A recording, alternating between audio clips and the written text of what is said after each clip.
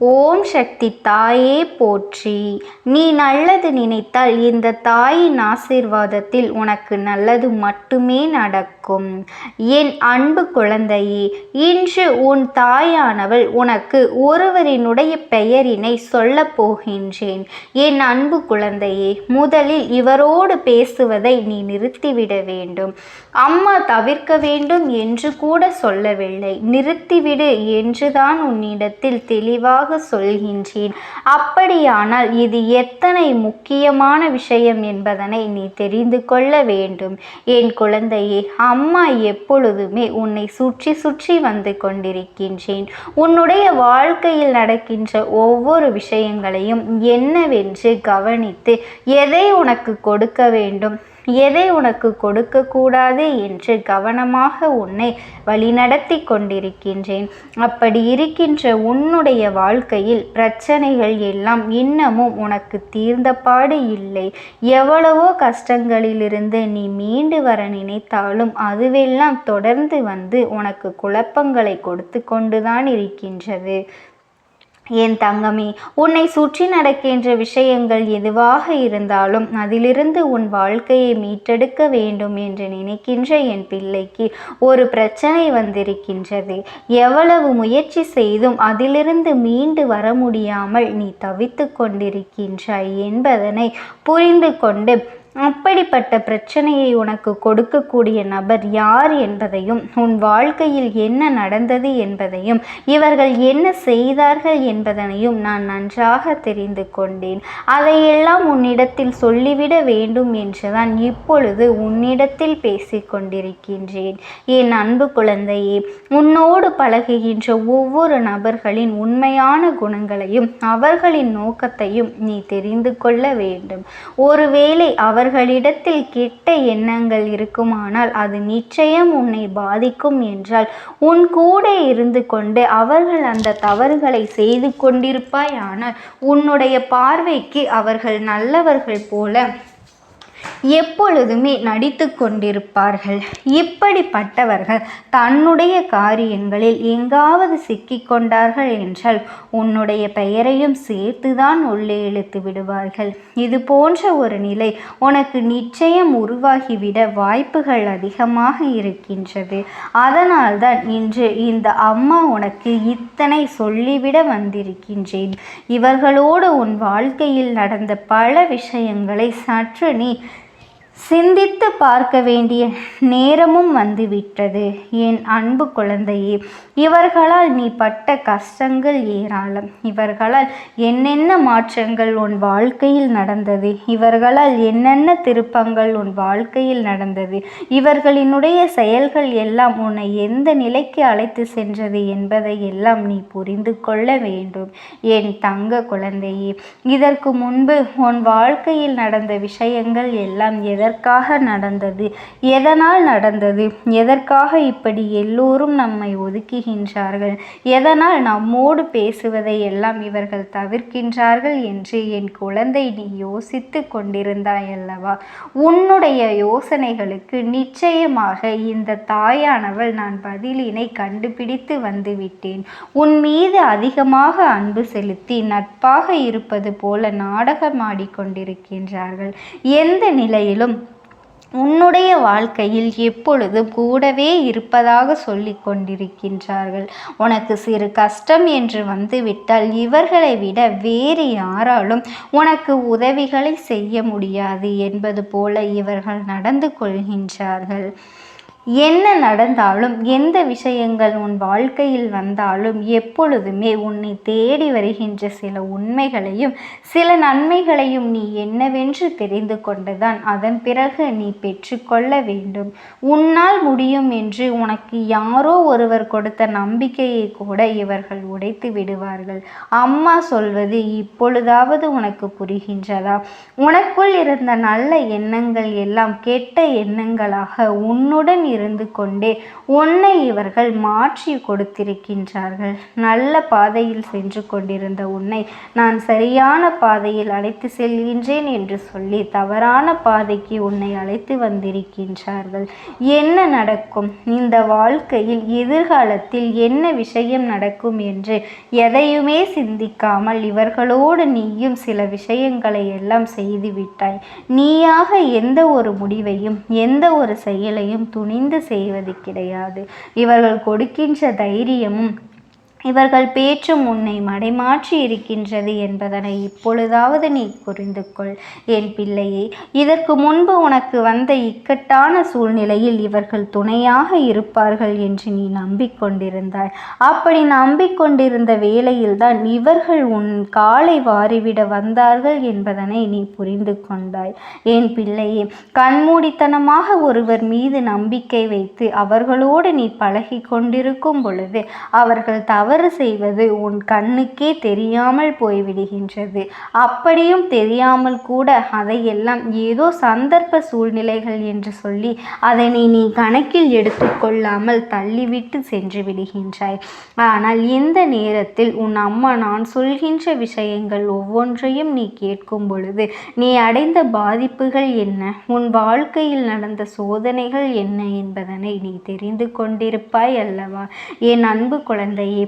என்ன நடந்தாலும் இந்த வாழ்க்கையில் உனக்கான அன்பினை கொடுக்க உன் அம்மா நான் உன்னோடு தான் இருக்கின்றேன்.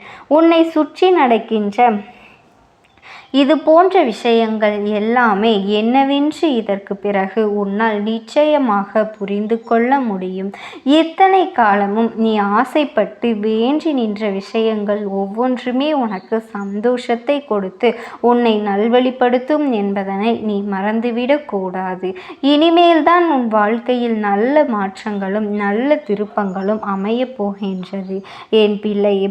உன் அம்மா உன் வாழ்க்கையில் இருக்கின்ற இந்த நேரத்தில் உனக்கு நட்பாக வந்த இவர்கள் ஆரம்பத்தில் இருந்து தொடர்ந்து வந்த நட்பு கிடையாது. இது இடையில் வந்த நட்பு. இந்த நட்பு பல நாட்களுக்கு முன்பாக உனக்கு தெரிந்த ஒருவர் மீண்டும் உன்னிடத்தில் நல்லபடியாக பேசுவது போல பேசி உன்னோடு நட்புணர்வை வளர்த்து கொண்டார்கள்.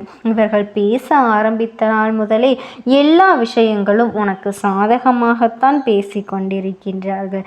நீ நம்பும்படி அவர்கள் பேசுகின்றார்கள். நீ நல்லதை தானே நினைத்தாய். அவர்கள் நல்லதை நினைத்தால் உனக்கு என்ன என்று சொல்கின்றார்கள். இப்படி உன்னுடைய வாழ்க்கையில் இருந்து கொண்டு மேலும் மேலும் பல கஷ்டங்களை இவர்கள் தினமும் கொடுக்கத்தான் போகின்றார்கள் என் தங்கமே. இப்படிப்பட்டவர்கள் எல்லாம் உன் வாழ்க்கையில் சில விஷயங்களை நிகழ்த்துவதற்கு காரணம் என்ன தெரியுமா? நீ யாரையுமே முழுவதுமாக தெரிந்து கொள்ளாமல் அவர்களை எல்லாம் கண்மூடித்தனமாக நம்பிவிடுகின்றாய். அது மட்டுமல்ல, நீ மற்றவர்களுக்கு உண்மையாக இருக்க வேண்டும் என்று சொல்லி அவர்களினுடைய செயல்களை நீயாக முன்னெடுத்து சென்று நல்லது செய்கின்றோம் என்ற தவறினை செய்து விடுகின்றாய். அது தவறு என்று உன்னால் இதுவரை ஏற்றுக்கொள்ள முடியவில்லை என் பிள்ளையே. இவர்கள் எப்பொழுதும் உன்னை பற்றி நன்றாக தெரிந்து வைத்திருக்கின்றார்கள். உனக்கு என்னென்ன வார்த்தைகளை பேச வேண்டுமோ, உன்னை எப்படி தூண்டுதல் கொடுத்து உசுப்பேற்றி விட வேண்டும் என்பதை எல்லாம் சரியாக உன் வாழ்க்கையில் செய்து கொண்டிருக்கின்றார்கள். மேலும் இவர்களை பேச்சை கேட்டு உன் வாழ்க்கையில் இவர்கள் செய்வது எல்லாம் நன்மைக்குத்தான் என்று சுற்றி இருப்பவர்கள் எல்லோரும் சொல்லும்படி நடந்து கொள்கின்றார்கள். இவர்கள் உன்னுடைய வாழ்க்கையிலிருந்து எல்லா விஷயங்களிலும் செய்து போலியாக நடித்து கொண்டிருக்கும் ஒருவரை விலக்கி வைப்பதில் எந்த ஒரு தவறும் இல்லை. இவர்களோடு பேசுவதை முதலில் நிறுத்து என்று நான் சொன்னேன் அல்லவா? அதில் என்ன தவறு இருக்கின்றது என்பதனை கேட்டுப்பார் என் குழந்தையே. உன்னுடைய நல்ல சிந்தனையை அவர்கள் எதிர்மறையாக மாற்றுகின்றார்கள் என்றால், அதாவது உன்னை தவறான பாதையில் முயற்சி செய்கின்றார்கள் என்றால் நிச்சயமாக அவர்கள் நம் வாழ்க்கையில் இருக்கக்கூடாது என்பதனை நீ புரிந்து கொள்ள வேண்டும். இவை எல்லாவற்றையும் கடந்து நீ எப்படியாக நல்லபடியான ஒரு வாழ்க்கையை வாழ வேண்டும் என்றுதான் இந்த அம்மா நான் நினைக்கின்றேன்.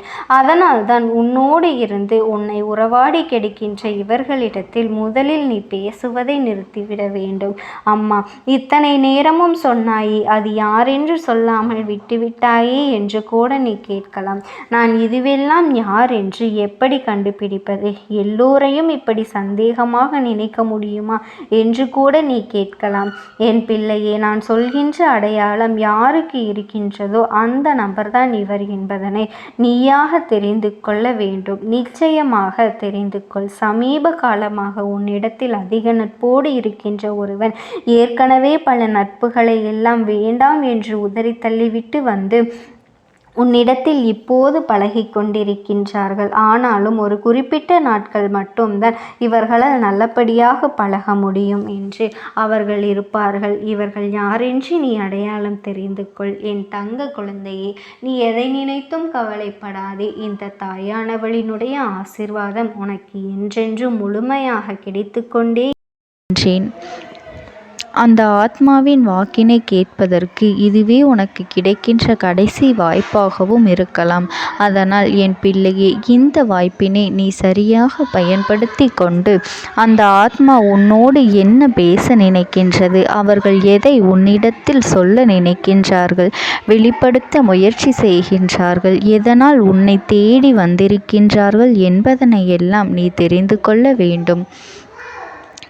என் தங்க பிள்ளையே, அவர்கள் எப்படி இந்த தெய்வத்தின் அருகில் வந்தார்கள் என்று நீ யோசிக்கலாம்.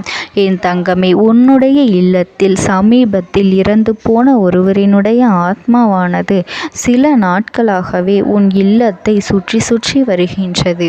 இந்த அம்மா அதனை கண்டுவிட்ட பிறகு, எதற்கு இங்கே சுற்றி கொண்டிருக்கின்றாய்? நீ இருக்க வேண்டிய இடத்தில்தானே இருக்க வேண்டும். என் பிள்ளையின் வீட்டில் உனக்கு என்ன வேலை என்று கேட்ட பொழுதுதான் அந்த ஆத்மா என்னிடத்தில் சொன்ன விஷயம், எனக்கும் என்னிடத்தில் இருக்க வேண்டும் என்றுதான் ஆசையாக இருக்கின்றது. ஆனால் சில விஷயங்கள் என்னை அங்கே செல்ல விடாமல் தடுத்து கொண்டு இருக்கின்றது.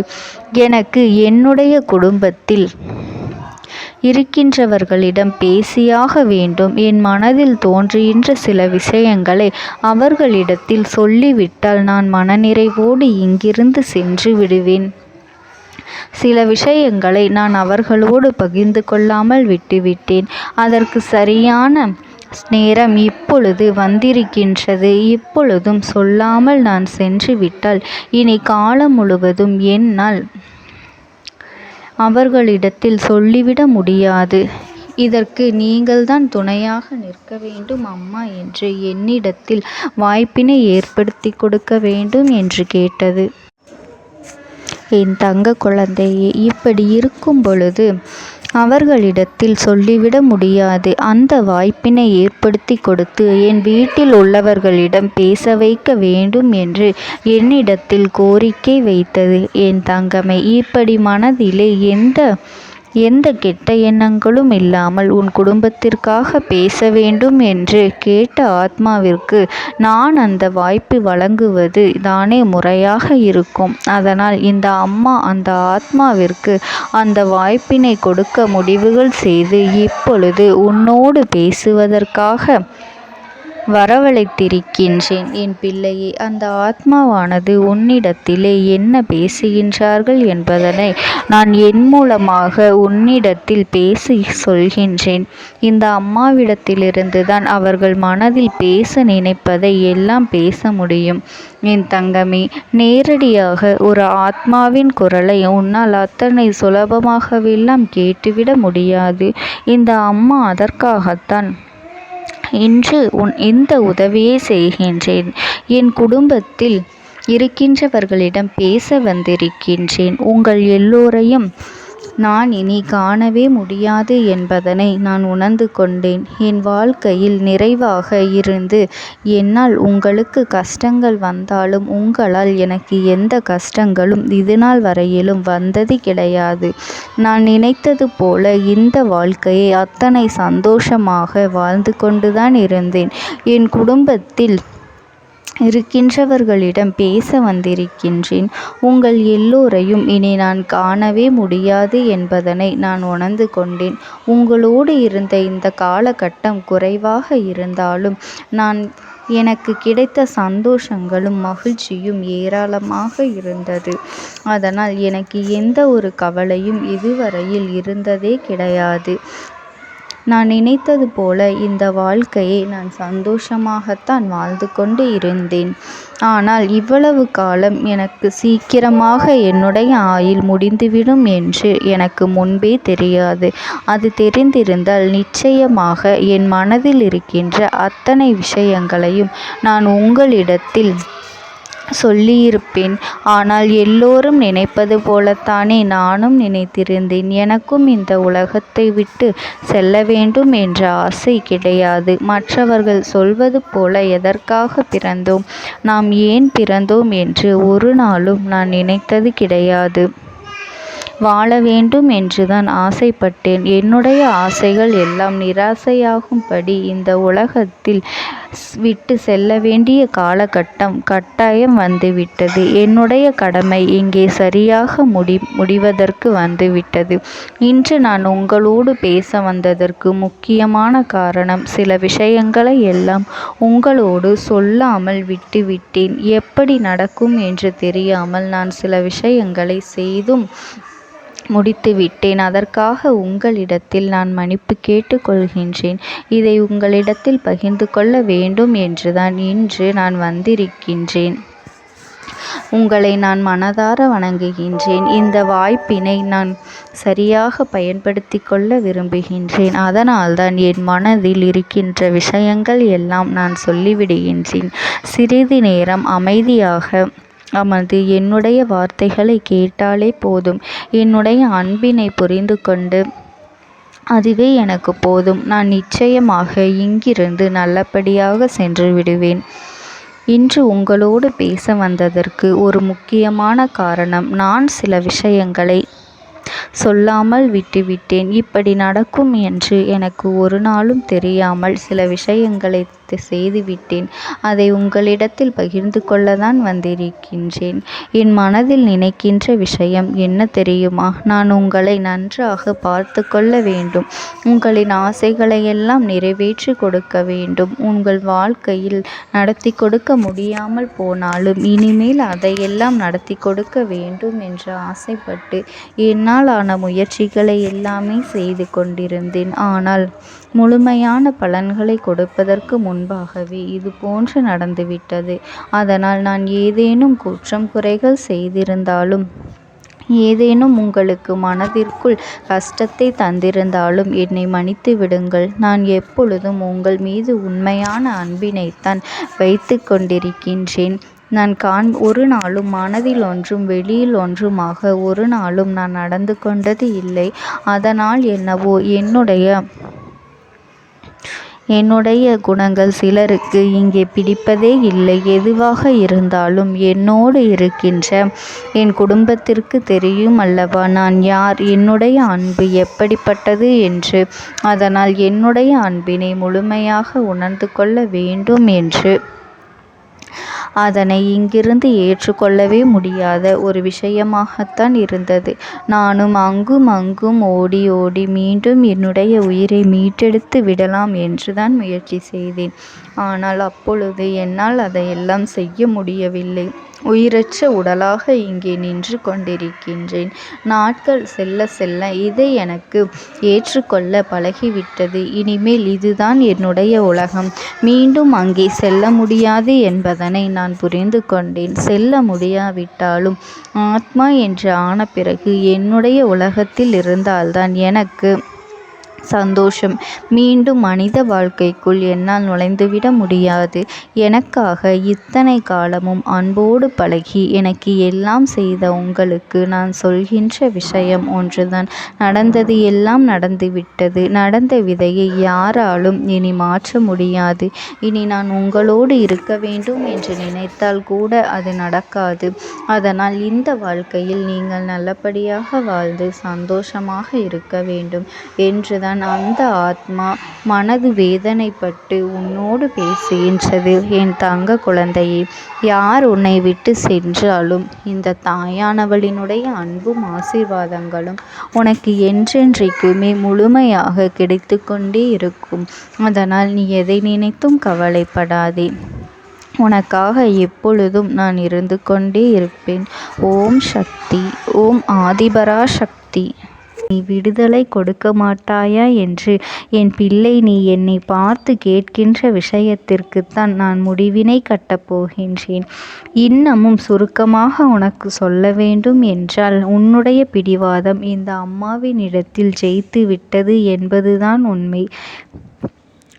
என் குழந்தைக்கு எந்த ஒரு விஷயம் வேண்டும் என்று அடம்பிடித்து இத்தனை காலமும் நீ நின்று கொண்டிருந்தாயோ, அந்த ஒரு விஷயத்திலிருந்து உன் அம்மா நான் உனக்கு விடுதலையை கொடுக்க வேண்டும் என்று என் முன்னால் கதறி அழுதாயோ, அந்த விஷயத்தை இன்று உனக்கு நான் முடித்து வைக்கின்றேன். என் பிள்ளையே, சுற்றி இருக்கின்ற உறவுகளையெல்லாம் நம்புவதை விட்டுவிட்டு சற்று விலகி நிற்பதுதான் எல்லோருக்குமே நல்லது. ஏனென்றால் யாருடைய குணம் எப்பொழுது எப்படி மாறும் என்று யாராலும் கணித்துவிட முடியாது. ஒருவரிடத்தில் நல்லபடியாக பேசிக்கொண்டு வந்திருப்பாயானால் அவர்கள் மனதிற்குள் என்ன இருக்கின்றது என்று உன்னால் ஒரு பொழுதும் தெரிந்து கொள்ள முடியாது. அவர்களுக்குள் 1000 விஷயங்கள் ஓடும்.